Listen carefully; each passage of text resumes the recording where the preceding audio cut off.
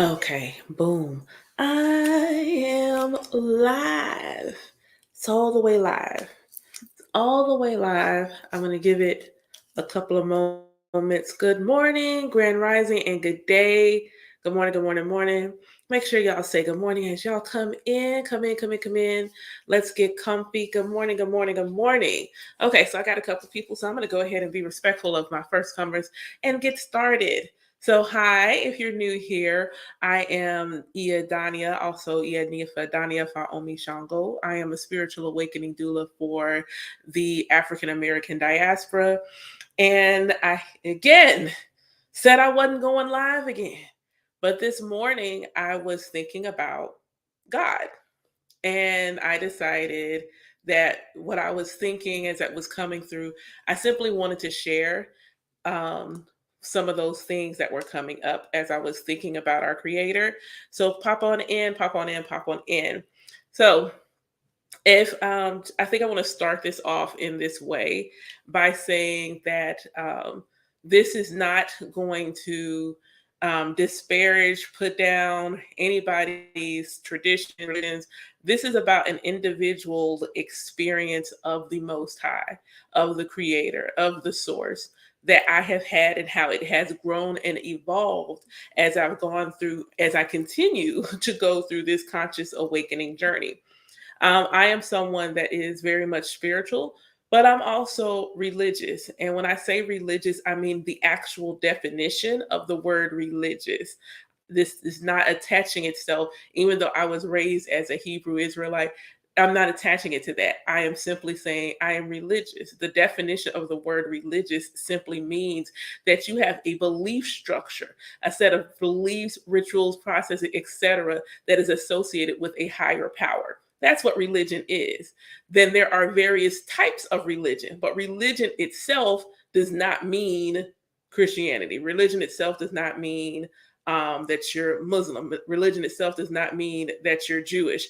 Religion is about your personal relationship with your higher power. That's what it is, and how that expresses through you. So whether you are like it or not, if you're a spiritual and you have a set of beliefs in your spiritual spectrum, you are religious. You're just not associating yourself with an organized religion. So, yes, I am spiritual. Yes, I am religious. And I definitely consider myself a mystic because I do not find that there is one way to come to the source. The source of all is limitless.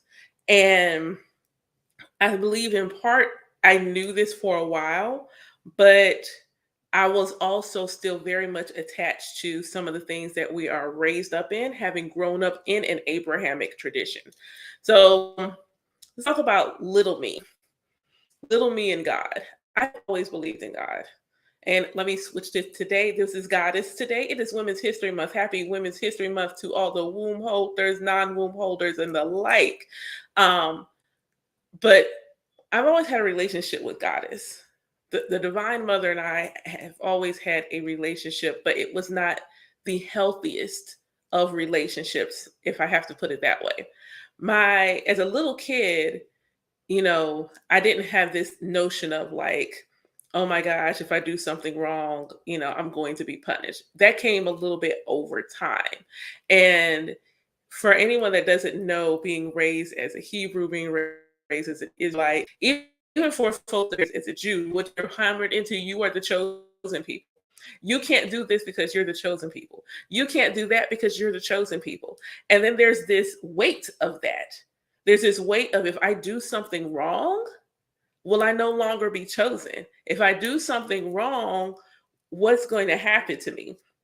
So there's that extra weight that was layered on there. So instead of me having this joyful, bonding, like enjoyment of my relationship with the creator, a lot of it was rooted in just questioning everything I did and whether or not God was still going to love me. That's the best way to describe it. Questioning everything I did and whether or not God was still going to love me.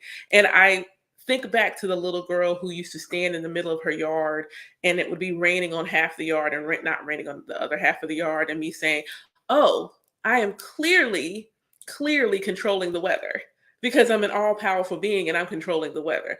That little girl was completely in tune with her relationship with her creator.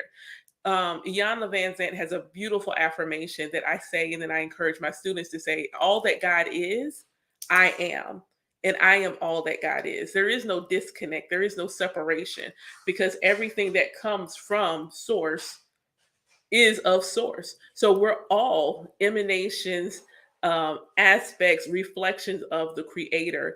And the fact that we're all different is reflecting the limitless nature of source, the limitless nature of the divine. We're not all supposed to be alike. We're not all supposed to experience the creator alike. Thank y'all for the likes. Thanks for tapping the screen. Good morning to everybody on YouTube and Facebook that just popped in. We're not supposed to all experience God the same way. When God made the decision, like, I'm going to create life and I'm going to create even non sentient life, I'm going to create all these things. All of these things are going to exist. And I'm going to create these things called people. And they're going to all experience me as me in a multitude of ways. And as children, we're aware of that. The thing that came to me as I was driving was imagining a baby. And so you imagine that the Most High said, okay, new life, I'm going to, boop, new life I'm going to be, and I'm going to experience all these new things, and I'm going to carry some old things with me. And what happens? What does a baby do?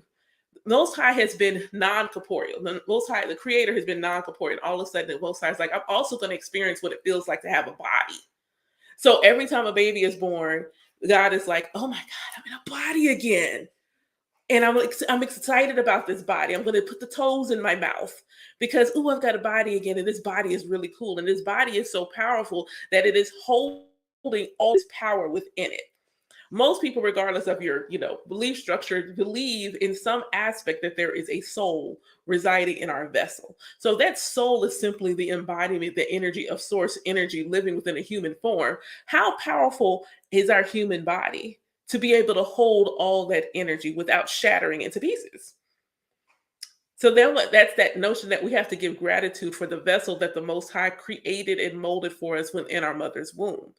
Shouts out to the mothers, because then also in that moment, the reflection of Goddess on earth, the reflection of the energy of creating from spirit into matter on earth, is holding not only their own personal soul, but the soul of their child and or children within their vessel. So how powerful are mothers in order to be able to do that and not, again, shatter into pieces? This is why they have to rest. This is why they need time. Like I need to chill. I need to rest. I can't eat like I used to because I'm carrying two souls. One of these souls don't like what I'm eating. So I can't eat like I used to because I got to eat for two souls. I'm eating for two souls. And like portal between heaven and earth is wide open because this soul is just coming through from heaven to earth through me. Shouts out to all the mothers. Whether you choose to bring a human life into this world or not, your essence is the ability to birth things into existence. Your essence is the ability to take the non-tangible ideas, the limitless possibilities, and bring them into reality. It's to bring them into reality. So shout out to all of y'all. But when we think about the creator, that is what creation is. It is taking all these limitless possibilities and bringing them forward into existence in a multitude of ways. And it's like, okay, we're going to have an adventure as this particular human. So as children, we know this. No one has to teach us this. This is why kids do what they do. No one has to teach us this. But at some point, limiting beliefs will be introduced into our life. And then we forget. And then we forget that connection. It starts to be watered down. It starts to be polluted by other people's ideas and expectations. And thus we become much less connected to the creator in our authenticity. And that connection starts to mirror what other people tell us that connection with source needs to look like. So for me, that connection with source was, I know there is a goddess. I'm fully aware there's a goddess. I can look at the clouds and the trees and the things and know that there is a goddess, but I do not feel like that goddess and I have a relationship. I do not feel like we have a bond. What I feel like is that goddess is sitting somewhere on a cloud, because that's what they tell us. It's God somewhere sitting on the cloud, looking down upon us, waiting for us to do something wrong so that we can be smited, smote, whichever way that was supposed to go. That's what is supposed to happen. So that's what my relationship was like. And therefore, every time something bad happened to me, I felt like I was a bad person, because that's what you said. If bad things happen, you must have done something wrong. Must have done something wrong. If bad thing is happening. And for me, as I got older, that bad thing that stuck out the most to me was, one, a sense of lack, an experience of lack, and then two, a loss of children, a loss of children. And the way that manifested for me is, I was in a relationship with someone for off and on over a decade, and she had children. And when we split, this wasn't just, if when you're with someone that long, you're not just with them, you're with them and their family. So it's not just their children, it's their nieces, their nephews, their cousins, it's all the children. And I grieved not simply the loss of that relation, but the loss of all of those children that I love. And I'd say that in the present tense because I do. I love them. I absolutely love them. I taught a few of them how to read and write and do all these things. I helped potty train several. I love them. They were my children. And then they were gone. And then within maybe a year or two of them, my godson died. So here's another child that I've had to love, then that I've had to lose again. Then I'm like, okay, I'm not going to keep losing children. For those who have never been on live with me before, I have polycystic ovarian syndrome, which is a syndrome that comes with a multitude of things, including an infertility. And I had started going to the doctor for hormone therapy. I had pretty much decided I was going to, do this by myself, get pregnant, because I wasn't going to lose any more kids. That was what my feeling was. I'm not going to keep losing children. And so I'm going through all this stuff, but I can't get pregnant. It's just not working. Surgery, hormones, I'm just not getting pregnant.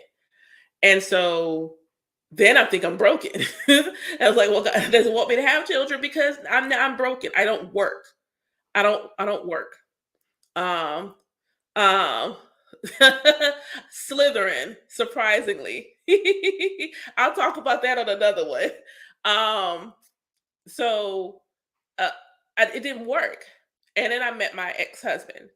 And we talked, early in the relationship, we were just, getting to know, talking and things like that. And it was one of those things, because I understand the desire sometimes for men that when you long term, you want to be able to, I know, right? Have a relationship where that leads to maybe having children. And I said, I don't know that I can do that with you. If I do that with you, it will likely have to be like IVF, because I didn't feel like artificial insemination was going to work either. I have a lot of Scorpio energy in my chart. That's where the Slytherin comes from. And it was the notion that he couldn't get me pregnant. And I even said, like, I don't think you can. And this is what would have to happen if we decided to stay together long term. And if you did get me pregnant, you're a mutant. And I was like, you're a mutant. You're clearly a mutant if that happens. We met in May. He asked me to move in August. And in September, I was pregnant. And I just remember like being so happy and like, I'm not broken. I work, I function. And I was so immensely happy to be pregnant. And then late December, early January, something felt off for me. Something felt off. And needless to say, and I apologize, I probably should have said trigger warning, but I didn't know this was coming because I'm channeling. Sorry, I'm channeling. So I'm literally just channeling at this point. And I had to hold my son until he transitioned to be an ancestor again. And I came home and I was like, why does God hate me? Why does God hate me? Why doesn't God want me to have children? What did I do wrong, either in this life or the previous life? And I was pretty sure it was like, why can't I have children? And I would see all of these people like giving their children away. It's like, they're giving their kids away. They're doing these things. Why can't I be the one to have children? What did I do wrong? And why does God hate me? So fast forward a few years, and I do have sons. I have one who's quiet now. Um, but I have sons. I had a rainbow baby, and I have another son. And apparently, at some point later, somewhere down the line, maybe in a couple of years, maybe there'll be another one. But I learned I wasn't broken. And when I started going through the awakening, my first mentor, and for those of you who have gone through a conscious awakening, going through an awakening, it cannot be understated how beneficial having a mentor, an elder, a guide, support on this journey can be for you. Because she asked me the most powerful question: what do you want from this experience? And I sat there for a second and I said, I want a relationship with God. That's what I want. I want to know that Goddess loves me and Goddess isn't mad at me and I'm not doing something wrong. That's what I want. And God answered loudly.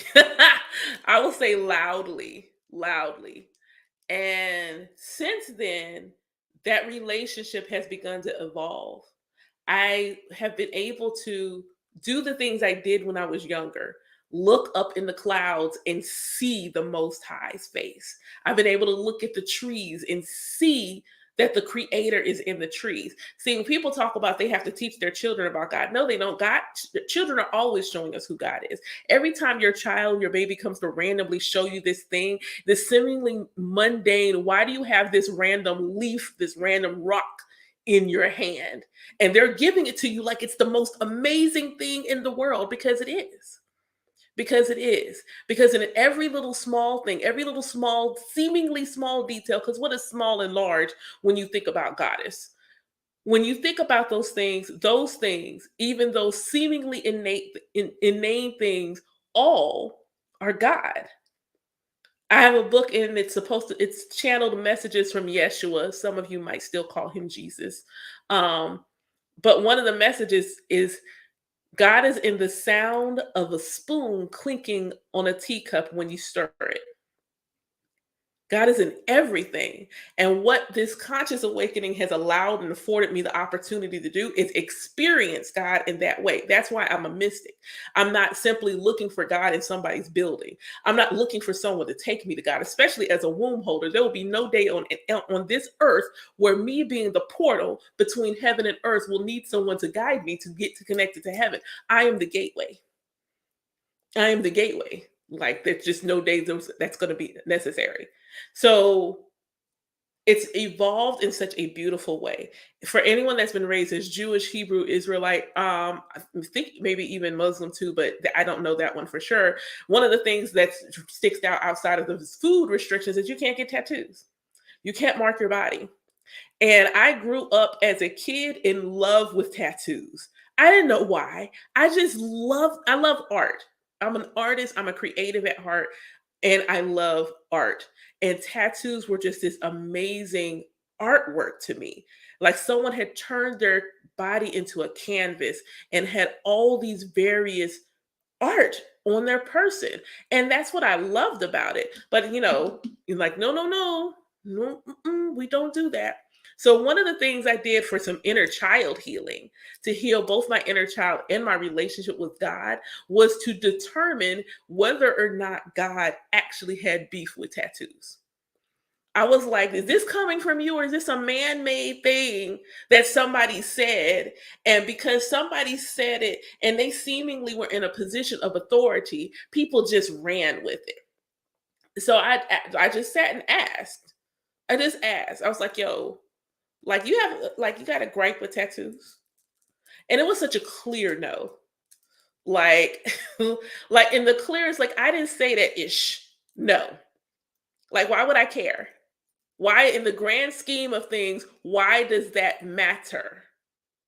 I gave you the body.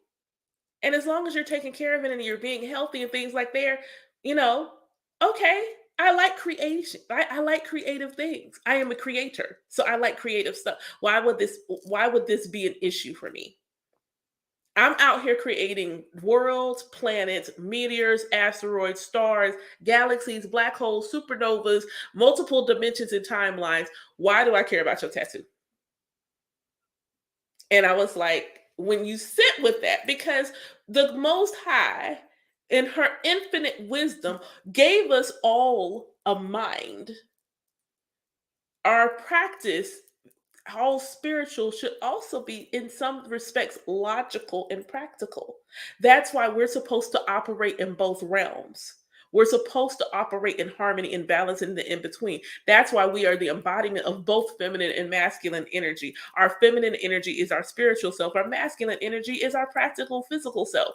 We're supposed to operate in the center of those two energies. So when something comes up, and does this make sense? When I go through my spiritual practice, it's not simply someone told me something, somebody said something. Can I apply a logic to this thing? See, when I started to get in touch with my ancestral heritage, and for those curious, of the many, many African countries that come up in my genetic structure, I am 42% Nigerian. And so Orisha showing up and then getting I got the DNA after Orisha showed up. So then it was just confirmation. It's like, oh, well, that's why I have a connection. And it's always funny to me. It's like they worship multiple gods. No, they don't. And in fact, if you do the research, they don't refer to the Orishas as gods at all. They don't. There is one supreme deity. I've always had an affinity for Egyptian Kemetic history, lore, and culture. And when I look at that, I'm like, so that's also not there. There's only one. There is one supreme deity. I haven't gotten all the way down to the tribe. I will tell you that every time I meet somebody Yoruba and they look at, I smile, they see the gap, they're like, "You are one of our people," and I'm always laughing. But I haven't done the African ancestry one. The only thing I know at this point is just Nigerian. Ashe, I'll receive that. I will receive that. A lot of, yeah. Several people are like, "You look like my mother," and I'm like, okay. You look like you could be my sister. Okay, alrighty. Yeah, I get it. I have a lot. I'm a lot. Yeah. Like some of the other stuff doesn't come through nearly as strong as a Nigerian. Like nothing comes through. So I look and I'm like, nothing. Like when you look, the Orisha are the consciousness of creation in nature. They are not God. They are emanations of that source energy in nature and in our being. Since we are a full bodied version of Mother Nature in our physical vessel, they emanate in us.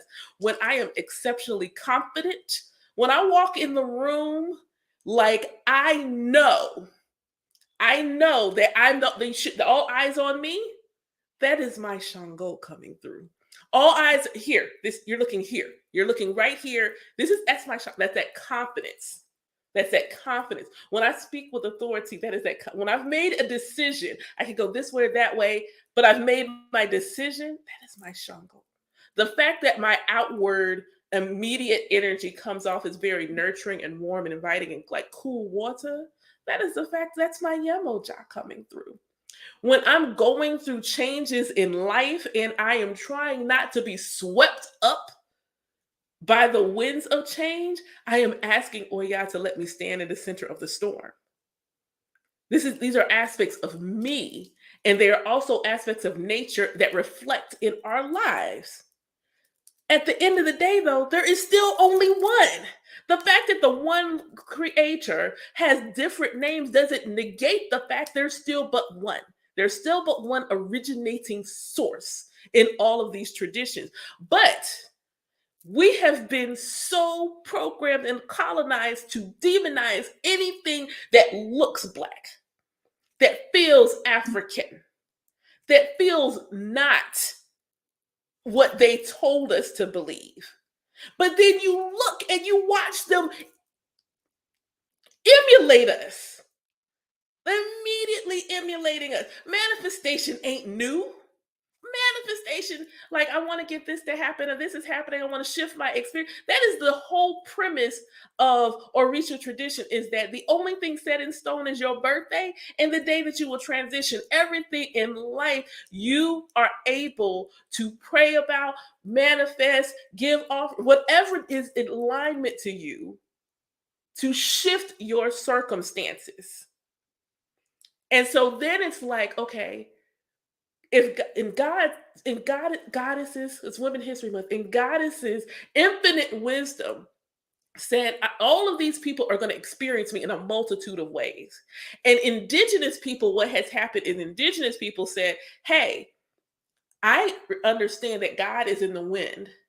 So every indigenous culture has a name for the wind that represents God.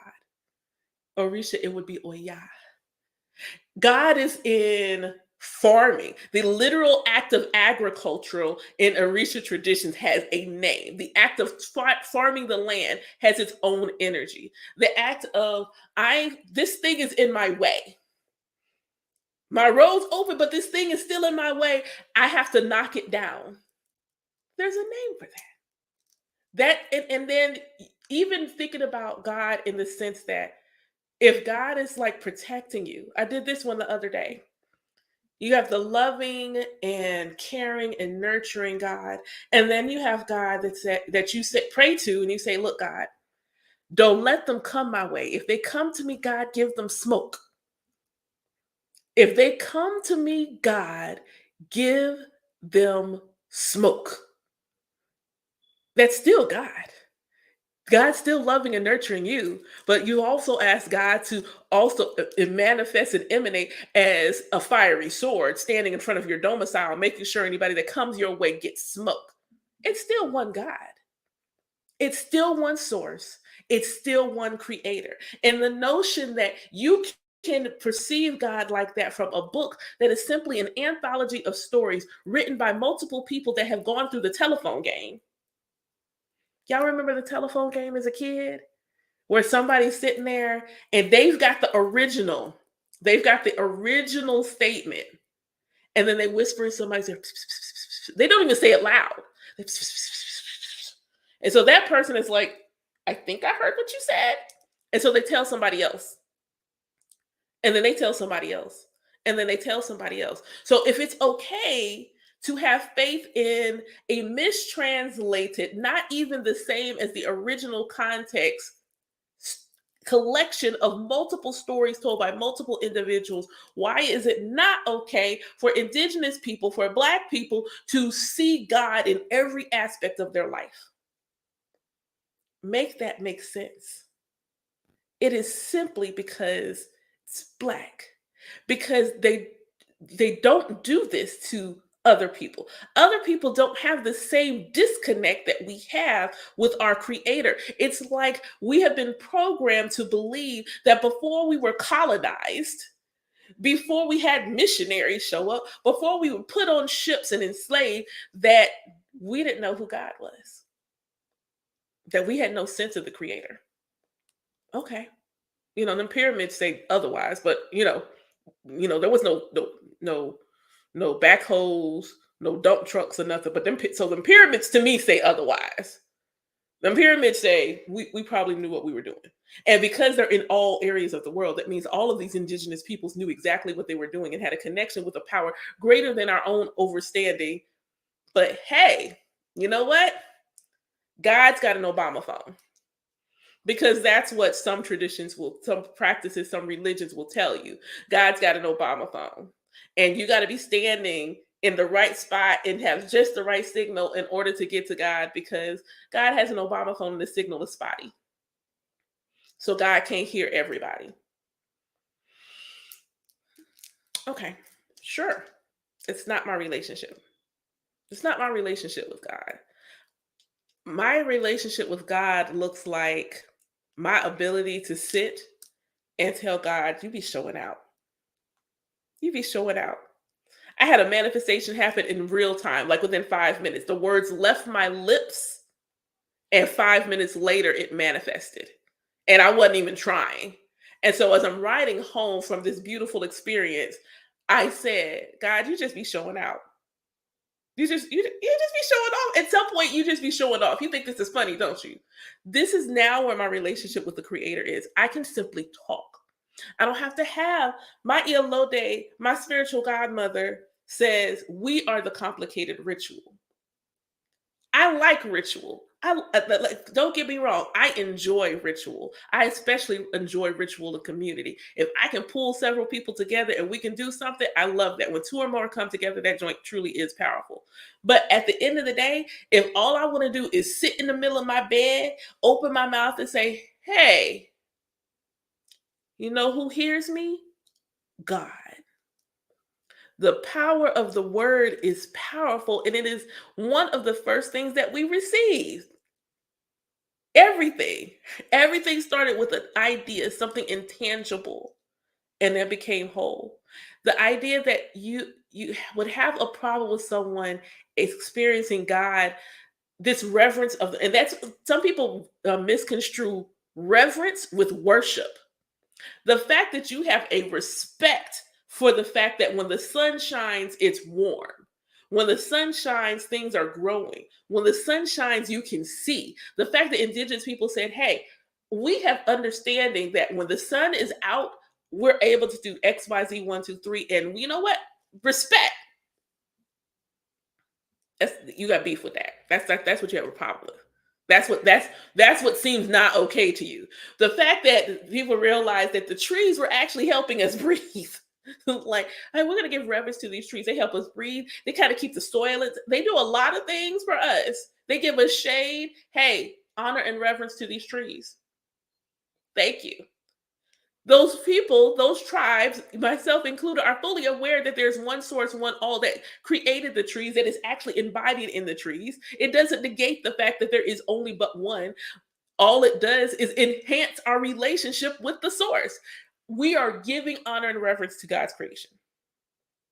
It doesn't matter which tradition it is is about honoring God's creation, including other people, including yourself. Like, that's the biggest honor. That's the biggest honor. That is the biggest revelation, is that when I'm looking in the mirror, whether I choose to acknowledge that energy cannot be created nor destroyed, that means every energy emanating from the same source is also that source energy, simply in a different form. So every time I look in the mirror, I'm looking at source energy in a human vessel.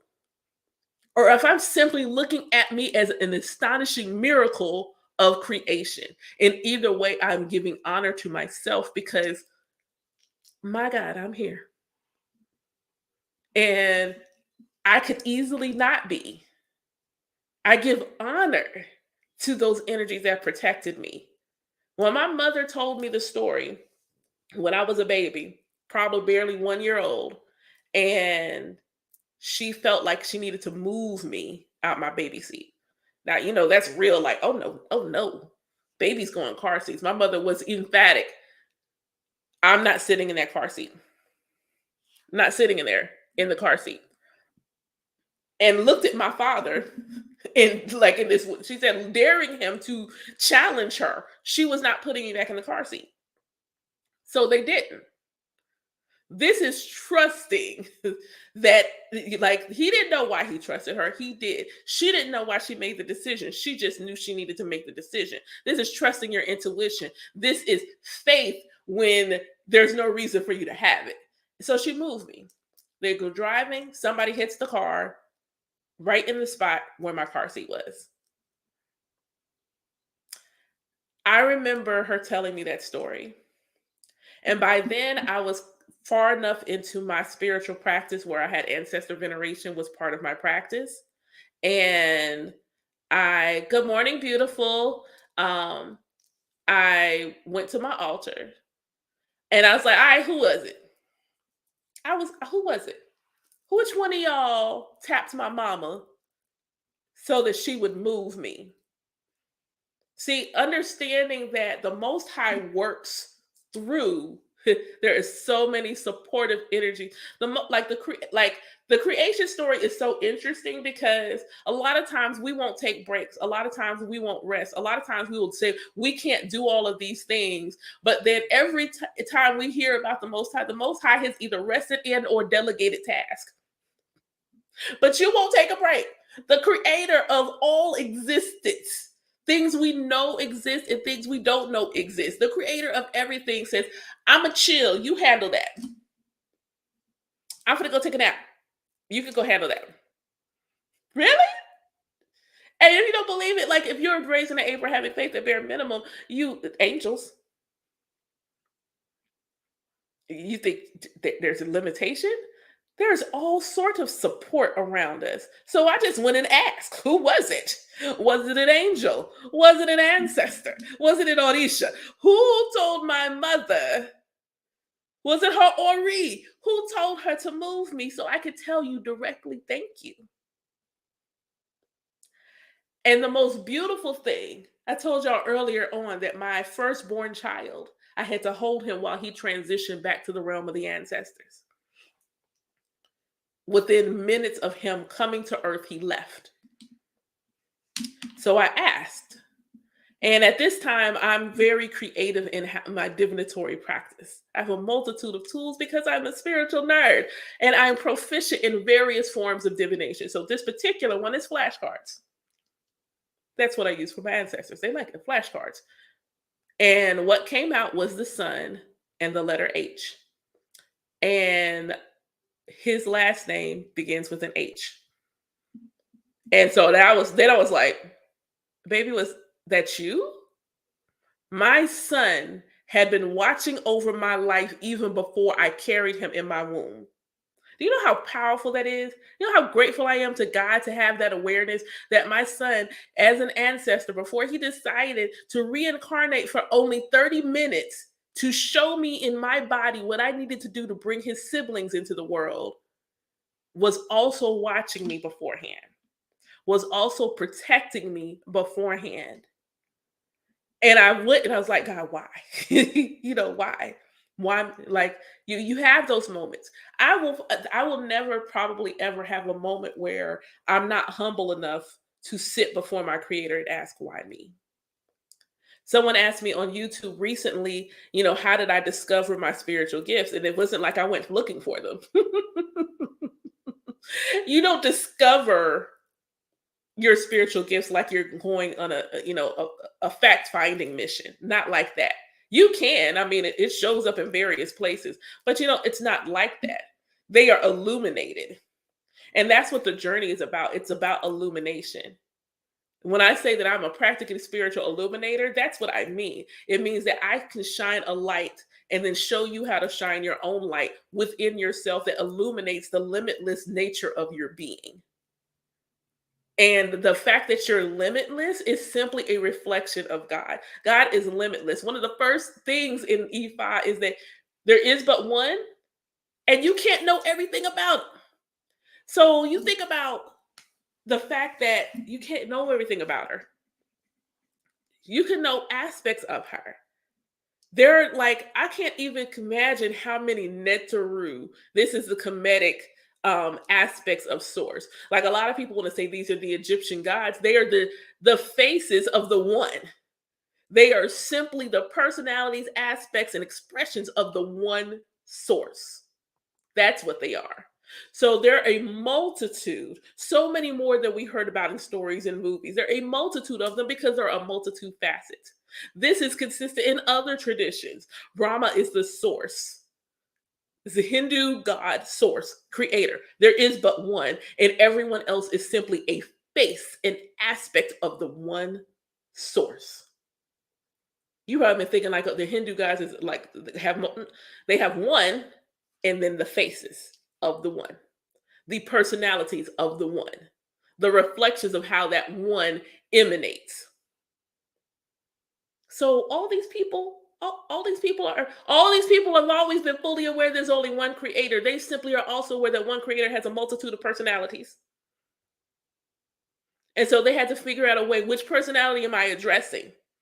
Which aspect of the source am I praying to? Am I praying to the divine mother source that I want to be nurtured and cared for? Or am I praying to the warrior source because I need you to help me fight? I need you to stand with me and help me be brave.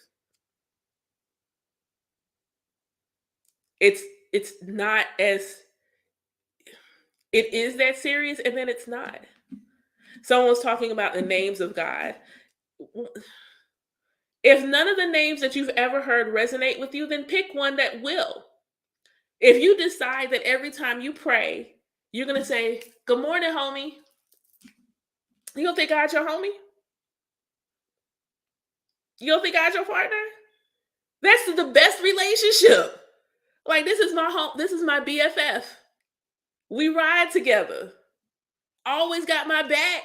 Always look at my biggest cheerleader. The one energy in all of existence that knows me better than anyone. Why would that not be your homie?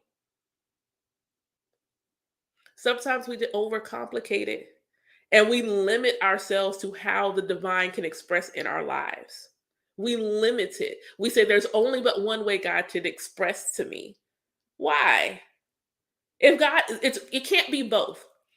The creator of all existence is either unlimited or limited. And if it's unlimited, that means there are unlimited ways that that energy can express. And if there's unlimited ways that it will express, that means there's unlimited ways that other people will receive that expression.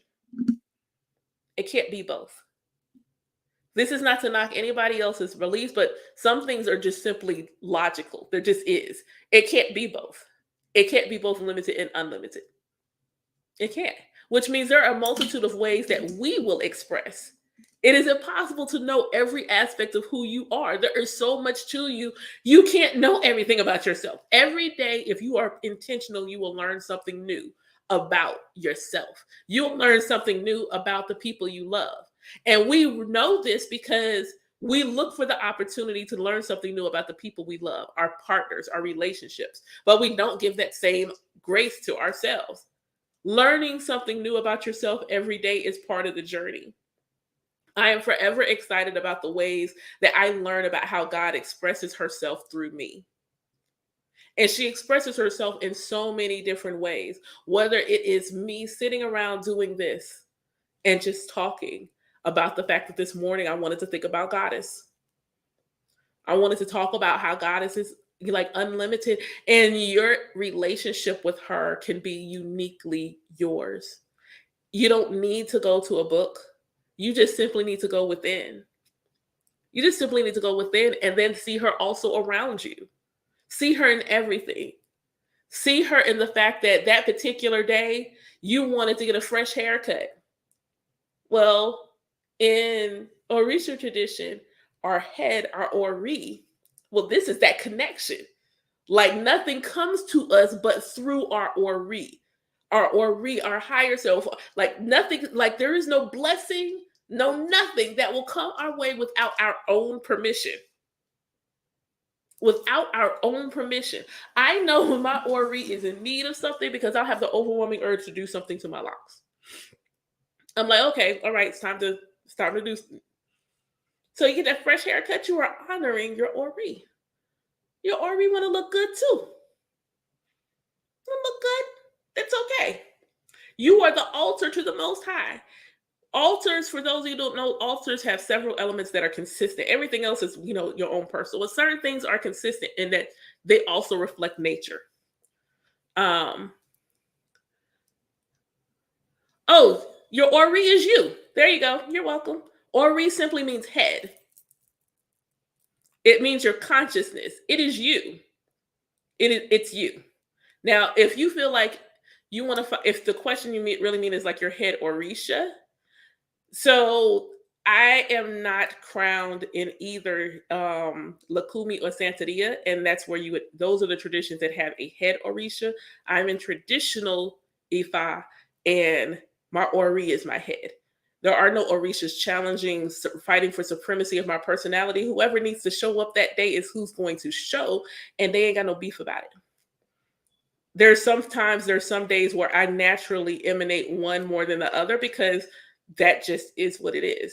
I am a Cancer rising, and Yemoja is associated with the sign of Cancer. I have a strong connection to the moon. Yemoja is associated with the moon. So more often than not, I emanate like a water Orisha. Whether it's Yemoja, Oshun, or someone else, I emanate like a water Orisha. But I'm crowned Yemoja, and I'm also crowned Shango. And that's just where it started. That's just where it started. On the days where I need to be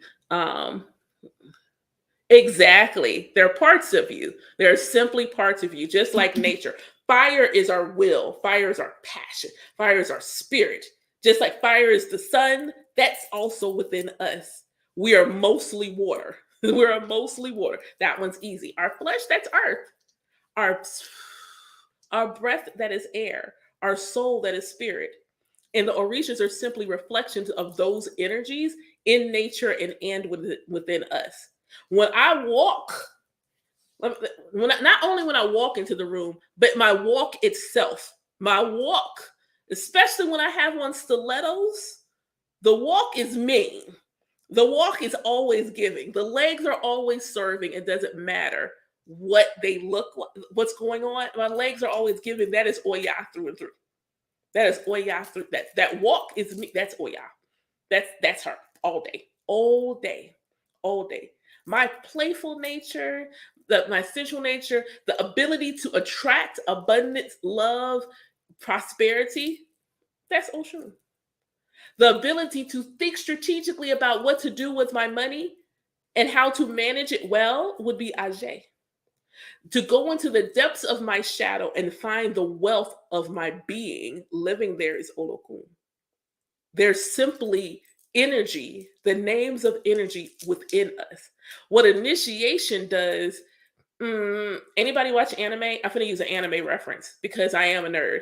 So I'm going to use an anime reference. So, forgive me. So there's an anime. If y'all don't watch it, the show is called Naruto. You can do the research. There's a guy on the show called Guy Sensei. And Guy Sensei has a technique where you unlock the gates. There's 9 of them. I think 8 or 9 gates. And either way, in most martial arts and everything, they're using chakra. Chakra is simply the energy. It is the energy, prana, the chi, the ki, energy that is both around us and within us. And ninjutsu allows them to manipulate that energy to cause an effect. So the gates are somewhat closed, but the chakra is still coming through. There's still chakra leading out. So they're not disconnected from the energy. The energy is always there. This is the same thing with Orisha and any other energies you work with. The energy is always within your person. It's always there. There's always a connection. You're always brave in some moment. You're always strong in some moment. There are always some moments you're removing obstacles. Those energies are always present. But sometimes you need a bit more. You need that energy to really come out. Like unfiltered, that energy needs to show up. So from the Naruto reference, when he's in a really hard battle and he needs that energy to not be unblocked, to not be unchallenged, he goes through this process to unlock the 9 gates. That is what initiation is. That's my relation to initiation. Initiation is simply that the gate needs to be opened further. You always have a connection to those energies. You always have a connection to wind. If you can, I'm not even going to say speak. If you do this, you always have a connection to wind, which means you always have a connection to Oya. If there's changes going on in your life and feelings fluctuating, you always have a connection to Oya. Initiation doesn't give you a connection. Initiation enhances it. It allows it to come through in a much more potent and stronger way for you to tap into that energy even more intentionally. It's simply a medicine, and everybody don't need that medicine. Everybody don't need the medicine. That's why everybody's not meant to crown. Everybody's not meant to crown. Everybody's not meant to initiate. You will know if you're supposed to. You will know if you're supposed to. You will know which tradition, because Orisha has a multitude of traditions. Ifa has given birth to so many different children, unfortunately, courtesy of the slave trade. But there are all these new children that have been born that are of Orisha traditions. So then you have to, then it's a matter of letting your Ori guide you to the one that has the right medicine for you.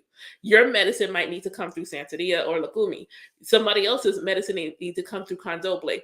Your medicine in which Orisha would manifest is completely unique to you.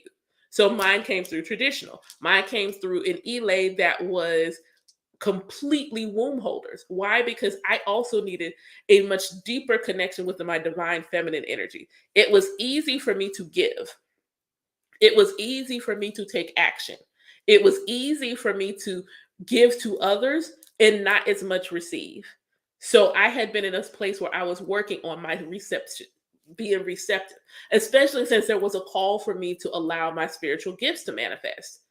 So when I'm allowing that to manifest, I have to be in my feminine energy. Your spiritual gifts do not manifest through your masculine, they manifest through your feminine energy. They may have a physical sensation, but the initial spark comes through your feminine energy. And if you're disconnected from that, you won't be wholly connected to your gifts. You have to be completely open. And that's what feminine energy is. Feminine energy is boundless, it's completely open. What masculine energy does is helps us set appropriate boundaries, not walls. Walls and boundaries are not the same thing. A wall keeps everything out. A boundary is a semi-permeable membrane that allows only that which we say should come through to come through. Yes, yeah, I use a science word. Yep, because I am a huge nerd. I'm a huge nerd because God made me that way. God made me that way. That's the beautiful thing about my relationship with Goddess is that I don't have to sit in one expression to yes, I did say a semi-permeable membrane. It's not just a membrane, it's semi-permeable. That means some things come through, some things don't. So uh the the fact that I can slip between a Naruto reference, a science reference, and still be having a holy spiritual conversation is simply a reflection of how God is manifest through me. If you are listening to me do poetry, you are going to have a spiritual experience. And it doesn't matter what the topic of the poetry is. I could be talking about Nookie, and you are going to have the holiest of holy experiences listening to me recite that poetry because that's my intention when I write it. That's my intention when I write it.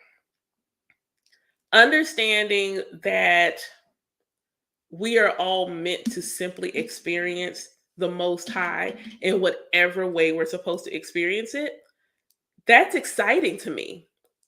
I'm always excited to see how is God is going to show up today. There's always talk about people like, tarot cards being limiting. If you allow it to limit it to you, shouts out for the 1111. Divine alignment is always a beautiful thing.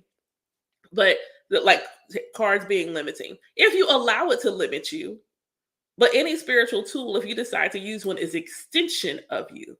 It is not taking the place of your own ashe. Your ashe is being moved and wielded through whatever it is that you're using. And thus, it's an extension of you. Someone like me, who is an Aquarius, Sun, and Mercury, my mind is busy. Thus, my connection to spirit is also exceptionally busy. And sometimes I need a focal point. So that's what the pictures do. It gives me a focal point. It keeps me on topic. It keeps me on task. Like right now, I'm simply just channeling. Whatever comes through is coming through. I don't have no. I'm just, however, I'm letting it flow. I'm sitting and letting it flow. But if I was going to do a reading or divination, the spiritual tool itself is not simply what's giving me the message. It's telling me stay on task, stay on topic. This is what we're talking about. This is the subject matter at hand. Don't veer off. Come back here, right here. Right here. This is all they paid for. You're gonna stay right here. You're gonna stay at this topic. That's in fact that tarot's good for that. This is what they paid for. Stay here. Stay here. Don't go nowhere else. Stay right here. So I like to always give an inspired action before I close out my sessions. That is my tell. It's like, I'm gonna give y'all an inspired action. And my intention with sharing with y'all what my relationship with God looks like and feels like and how I experience the divine is simply to ask you to find your own experience. Is to simply be discerning about how you want God to reflect in your life. A lot of times I see people that said they want a God fearing. I don't fear God. Why would I fear myself? I don't fear God. I am so in awe of her, and that's different. I am in awe of her. I am mesmerized by her. She regularly surprises me with signs and wonders. It is always a joy to me to experience God through miracles in my day to day life. It is absolute joy for me to experience God in seemingly random things that end up being like the hugest of synchronicities. I simply don't fear. I also don't serve her. She don't need it. What she need? What she need from me? She has everything. What does she need from me? She doesn't need me. Whomever she feels like would resonate with me, who would align with me, who I need to come in contact with, they're the ones that need me. I'm of service to them. She and I just hang out. I'm of service to the collective. That's who I'm of service to. I'm of service to myself and I'm of service to my collective. She doesn't need anything else from me. What she desires from me is happiness. What she desires for me is abundance and prosperity. And this notion that the physical manifestation of abundance and prosperity should not include money is ludicrous. She knows she hasn't obliterated money off of earth yet. You think she don't know that? She thinks she don't know that you got to go to the store to get food? You think she doesn't know that you need a house? You think she don't know that? But that idea that you can't pray and get money because that will be contrary to what God wants is ridiculous. God wants you to have a place to stay. God wants you to be safe and protected. So if that looks like you living in a house, then guess what? That's what God would want. That's what she wants for you. That's what she wants for you. But we have so demonized the idea that we should be prosperous in a physical sense. We disconnect ourselves from the flow of prosperity and abundance that she already has for us. We already talked to her about it. For the person that asked about our Ori was chose every bit of wealth and blessings and prosperity that we could imagine in our life. If we could imagine it, that means it's in our spiritual bank account. We just haven't figured out how to align our energy to it so it manifests in real life. But if you can imagine it and you have an emotional attachment to that thing, it's in your bank account. It's already there. You simply have to align to it. It's there, which means you already deserve it. It's already there. You already deserve the blessing. When you came to existence, the fact that you still are here in this physical realm means that you already deserve the blessing. You already deserve the blessing. So now align to it because it's already yours. You're only simply calling to you that which was already yours. It desires to be with you. It desires to be with you. You just have to be in vibration and open to receive it. So I challenge you to take that inspired action to see what is your own personal relationship with the Most High, the Creator, the Source, the All, Goddess. It's Women's History Month, Goddess. What does your relationship with her look like? What does it feel like? If you never went to another edifice associated with a religion, if you never picked up another book, how would you connect with her? What would it look like? You got rid of every spiritual tool, everything. What would it look like? What would it feel like? How would you want her to express in your life? That's your inspired action to find that. I'm not telling you have to get rid of your tools, your books, your practice, but what I'm telling you is if those things are defining that relationship, you need to step away and let you come to that relationship. And then it will enhance the other aspects of your spiritual practice. My relationship with the source enhances my relationship with Orisha. My relationship with the source enhances my relationship with Osset and Osir. My relationship with the source enhances my relationship with fairies and angels. My relationship with the source enhances my relationship with Yeshua. And I wasn't even raised a Christian. But here he goes, showing up in my dreams and stuff, sending me messages. And I'm like, okay, homie. My relationship with the source gives me a better relationship with me. Actually, my relationship with me gives me a deeper relationship with the source. My self-love journey because that's my religion. If you ask me if the name of my religion, it's self-love. My religion is self-love. That's it. That's what my religion is. And whatever that looks like for me in that moment. If it looks like a full moon ritual, then that so be it. If it looks like me dancing in the rain and doing a spiritual bath in the rain, um, yes, yeah. Sorry, y'all. TikTok, I've got YouTube and Facebook going. Yes, if let's say, okay, I'm gonna use the Bible as an example. Let's say your relationship with God is wholly dependent upon the Bible. If you took that Bible away from you, what would your relationship look like? And if you don't know, you need to sit with that because she didn't write that book. A man did. And even the original man that wrote the stories in that book didn't write them in English. Didn't write them in Latin either. Didn't write them in any of the Aramaic. Probably the closest translation you might get is Hebrew or Arabic. But it wouldn't be Latin and it wouldn't be English. So sorry. So but just decide. If the book wasn't there, what would your relationship look like? How would you want to experience the source of all existence manifesting in your life?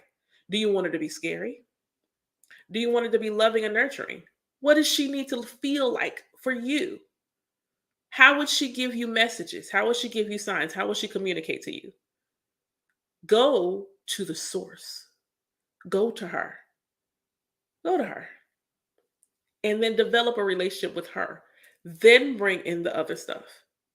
Because then that relationship with her will give you the discernment and how to work with everything else. The relationship with her will give you the discernment you need to work with everything else. If you come to a class with me, I don't teach you how to invoke any Orisha. I don't teach you how to invoke a Ninter. I don't teach you how to invoke any energy. But your intuition. And then the very last thing is your ancestors.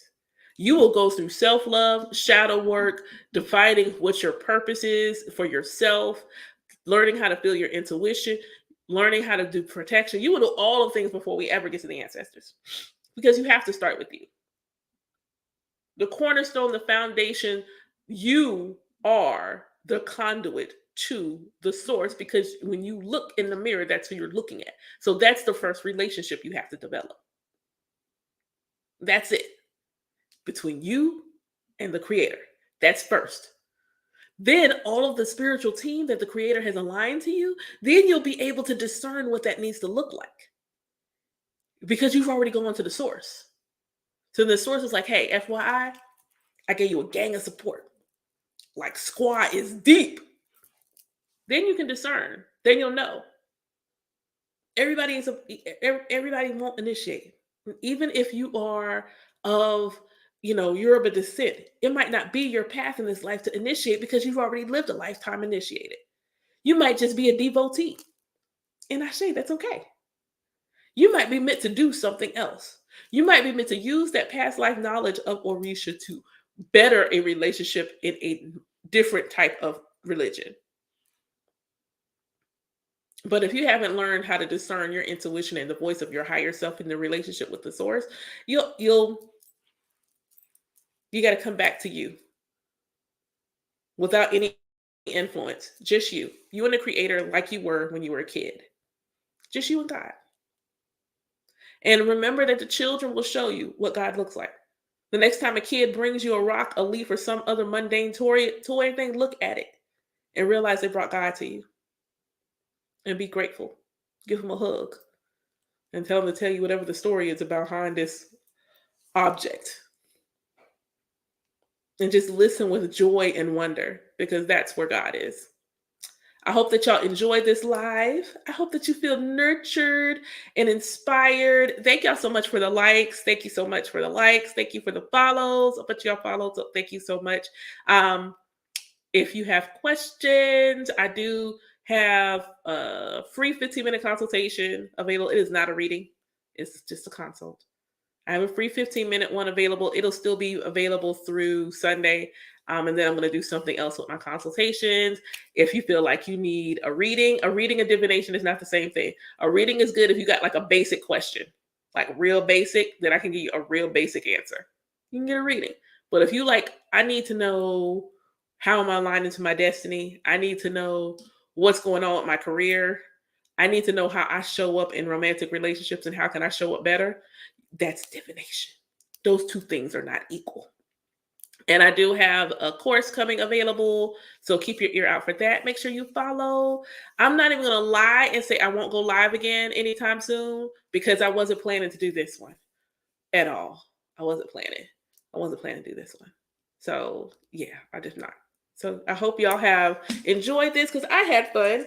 And now I'm going to try to pick up my other small human before this what looks like a storm is coming. And considering both Oya and Shango showed up in my reading this morning, I shade for rainstorms.